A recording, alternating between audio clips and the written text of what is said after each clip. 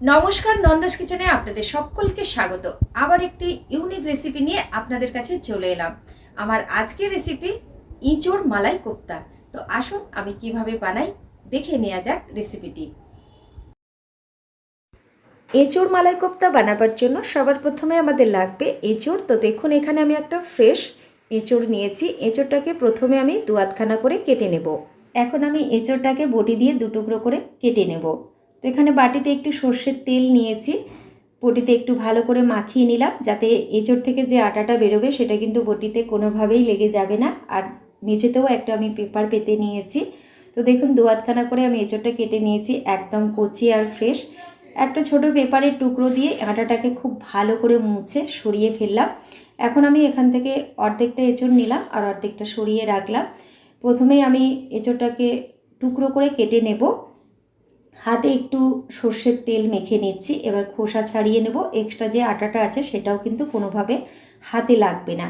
অনেকে কিন্তু এঁচড় কাটতে ভয় পান, কারণ হলো এঁচড়ের যে আঠাটা সেটা কিন্তু হাতে জড়িয়ে গেলে একদমই উঠতে চায় না, খুবই একটা অস্বস্তিকর লাগে। তো সেই কারণে অনেকে ভয়ে কিন্তু বাড়িতে এঁচড় ছাড়ান না, বাজার থেকে ছাড়িয়ে নিয়ে আসেন, কেটে নিয়ে আসেন। কিন্তু আপনারা যদি এই টিপসটা ফলো করতে পারেন, ইজিলি আপনারা বাড়িতে কিন্তু এঁচড় কেটে আপনারা রান্না করতে পারবেন, কোনো সমস্যা হবে না। তো দেখুন আমার এঁচড়টা খোসা ছাড়িয়ে টুকরো করে কেটে নেওয়া হয়ে গেছে। এখন আমি একটু হলুদ জলে ডুবিয়ে দিচ্ছি যাতে কোনোভাবে এঁচড়টা একদম কালো হবে না, একদম কিন্তু যেমন সাদা মানে কেটেছি একদম সাদাই থাকবে। তো আপনারাও এভাবেই কিন্তু এঁচড় কেটে নিতে পারবেন।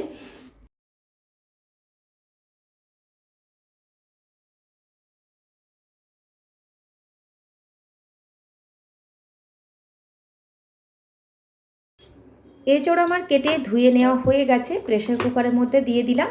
আর এর মধ্যে আমি একটা আলু কেটে ধুয়ে রেখেছিলাম, দু টুকরো করে দিয়ে দিলাম। এখন দিয়ে দেব পরিমাণ মতো জল, অল্প একটু লবণ, এক চুটকি হলুদ দিয়ে প্রেসার কুকারের ঢাকনা বন্ধ করে 2 থেকে 3টে সিটি দিয়ে নেব সেদ্ধ করে নেওয়ার জন্য।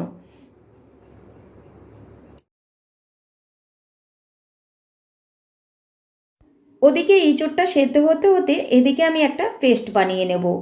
এখানে 6-8টা গোটা কাজু, 1 চামচ পোস্ত আমি মিনিট 20 মতো জলে ভিজিয়ে রেখেছিলাম, চা ছাঁকনি দিয়ে ছেঁকে মিক্সিং জারের মধ্যে আমি দিয়ে দিলাম।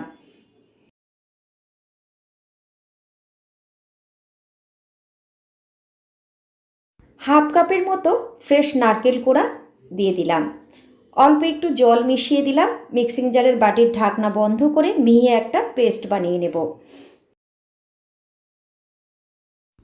পেস্টটা আমার বানিয়ে নেওয়া হয়ে গেছে। এবার এই বেটে নেওয়া পেস্টটাকে আমি অন্য একটা বাটির মধ্যে নিয়ে নিচ্ছি।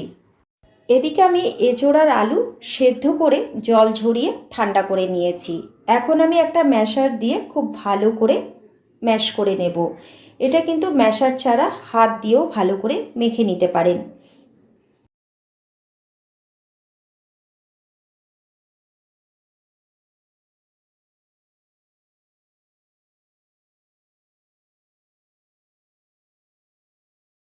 এঁচোড় আর আলু সেদ্ধ খুব ভালো করে মেখে নিয়েছি। এখন আমি এর মধ্যে অ্যাড করে দেব ময়দা আর বেসন। এখানে ময়দার পরিবর্তে যদি আপনাদের হাতের কাছে চালের গুঁড়ো থাকে তাহলে চালের গুঁড়োও কিন্তু আপনারা ময়দার পরিবর্তে অ্যাড করতে পারেন। আর দিয়ে দিলাম 2 চামচ বেসন আর 2 চামচ ময়দা। যদি প্রয়োজন পড়ে তাহলে কিন্তু বাড়িয়ে কমিয়ে নেওয়া যেতে পারে। এখন আমি এর মধ্যে দিয়ে দেব আদা আর কাঁচা লঙ্কা বাটা, 1 চা চামচ আদা বাটা, 1 চামচ কাঁচা লঙ্কা বাটা। এখানে আপনারা চাইলে লাল লঙ্কার গুঁড়োও দিতে পারেন কাঁচা লঙ্কা বাটার পরিবর্তে। আর দিয়ে দেবো স্বাদ মতো লবণ আর 1 চা চামচ চিনি। আর দিয়ে দিলাম গুঁড়ো মশলা, এখানে ধনে জিরে আর হলুদ গুঁড়ো, কাশ্মীরি লঙ্কার গুঁড়ো চা চামচে 1 চামচ করে দিলাম। আর 1 চা চামচের মতো বিরিয়ানি মশলা দিয়ে দিলাম। এই মশলাটা কিন্তু আমার বাড়িতে হাতে বানানো। সমস্ত কিছু দেবার পর এবার হাত দিয়ে খুব ভালো করে মেখে নিতে হবে।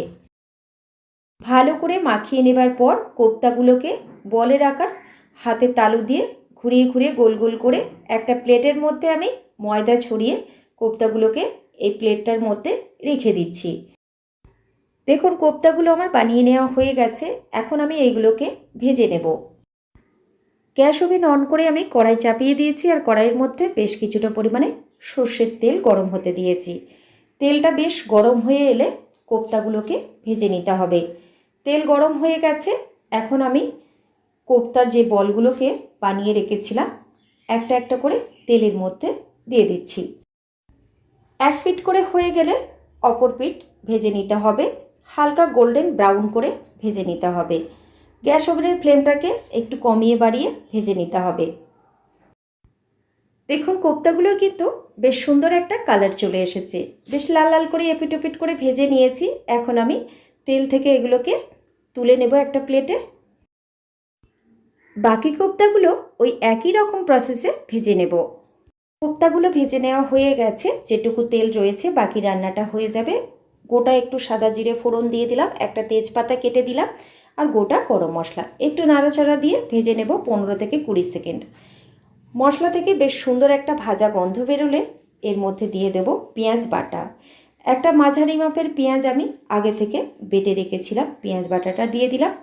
এবার একটু নাড়াচাড়া দিয়ে কাঁচা গন্ধটা চলে যাওয়া অবধি ভেজে নেব পেঁয়াজ বাটা।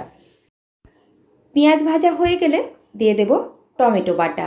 একটা টমেটো বেটে রেখেছিলাম, টমেটো বাটাটা দিয়ে দিলাম আর দিয়ে দেব অল্প একটু লবণ আর দিয়ে দেব আদা আর কাঁচা লঙ্কা বাটা।